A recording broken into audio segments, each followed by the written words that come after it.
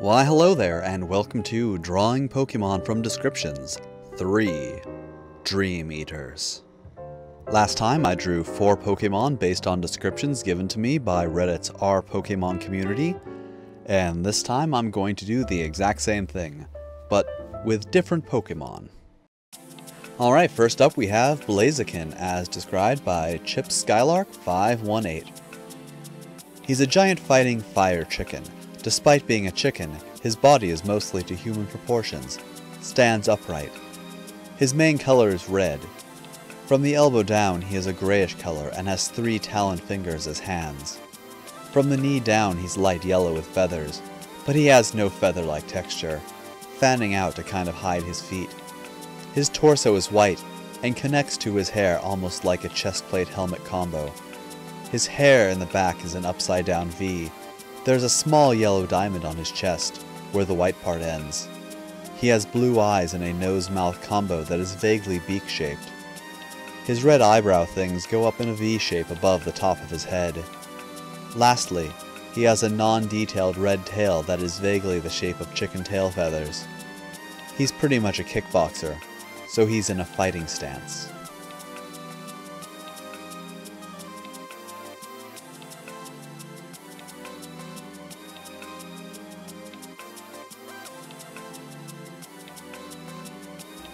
Alright, that is one down. Now let's see how it holds up to the actual one. Okay. Yeah, I know I have seen Blaziken before, but so familiar with it to the point that I guess I knew I was not right while I was working on this. Did not realize just how wrong I was, but kind of like a 1970s interpretation of Blaziken. That's what I have right here. A very common Rider Blaziken. That's what this is. Alright, well then, let's just move on to the next one. And now, Floatzel, as described by Archer God. This Pokemon is an otter. It's got a long, somewhat bell-shaped body, colored orange with a stomach being cream. A water drop detail in orange is on its upper pelvis. Its feet are short and thin, and colored the same orange as the body. The creature has 2 tails, orange with cream tips, that it uses as a propeller to propel itself through water. Its arms are orange until the elbow, where they turn into a cream.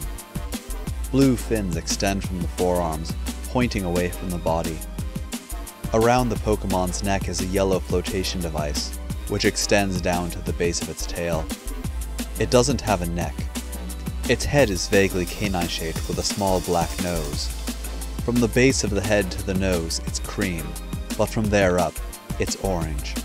Behind the mouth are 2 black marks, and its mouth contains 1 exposed fang. Its eyes are right above the cream regions, and have cream eyelids.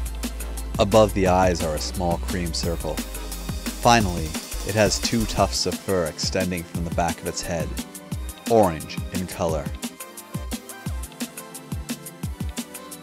And here we have our completed Floatzel.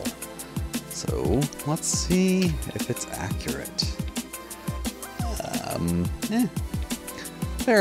Fairly well done, I guess. I guess mine's a bit more chubby than the official design, but fundamentally has some similar features.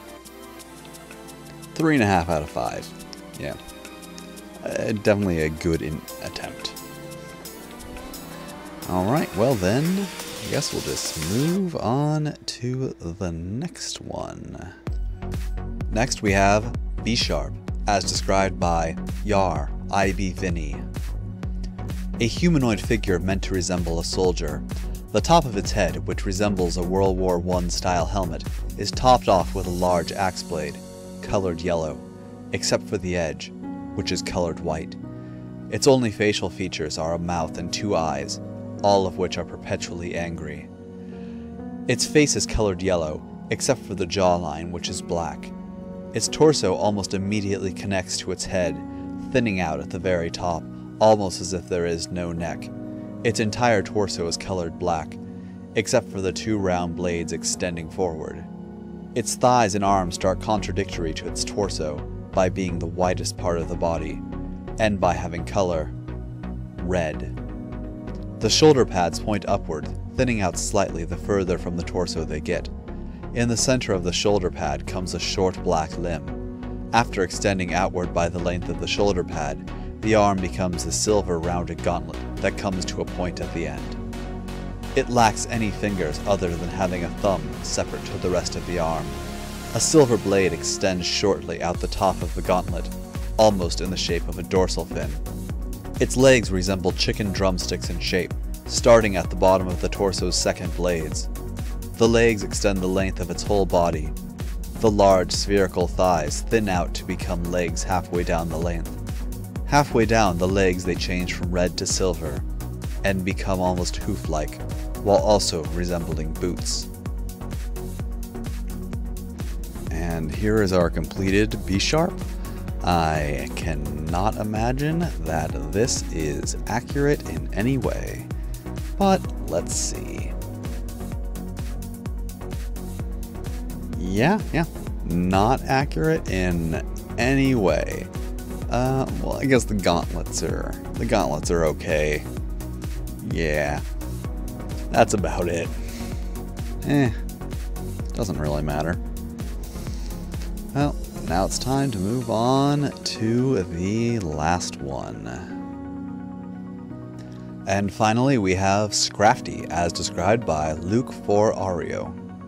Its torso is orange with gray bits running down the middle, and horizontal lines across the gray bit. It seems to have really short legs, but it's hard to tell because towards the bottom of its torso becomes covered up by a sort of yellow shed skin, which is way too big to fit tightly around its waist, and is kinda crinkled up like clothes that have been left in a pile for too long. The shed skin covers the whole lower body and legs, so it looks like really baggy trousers, and ends in a messy tail which has a red triangle near the tip. It's got thin, spindly orange arms that are trying to hold the shed skin up. There is more of this yellow shed skin around its neck, reaching a little down its back in the same way that a hoodie does. It has quite a large orange head, having a sort of large, open, sad mouth, except it has its teeth together, and there are just 3 of them, and they are big. It has 2 really large eyes that are kind of half closed like it's bored, with gray eyelids, and 2 dots for nostrils level with the middle of the eyes. Finally, it has a large red mohawk on its head. And finally, we have Scruffty, which I have a good feeling about. I can't imagine how I could have messed this one up very much.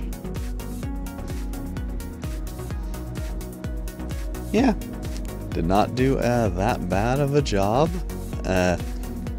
Looks just as much like a hoodlum as mine does. Perhaps mine looks a little more intoxicated, but yeah, definitely not the worst. I think on the tail, I guess I didn't get properly. But yeah, overall, this is probably the best out of this bunch. So yeah, gotta get one good one in every video, I guess. Alright, thanks for watching. If you enjoyed the video, then give unto me the likes and the subscribe. Or not, whatever. If you'd like to describe Pokemon for possible inclusion in a future video, you can do so in the comments. Well, until next time.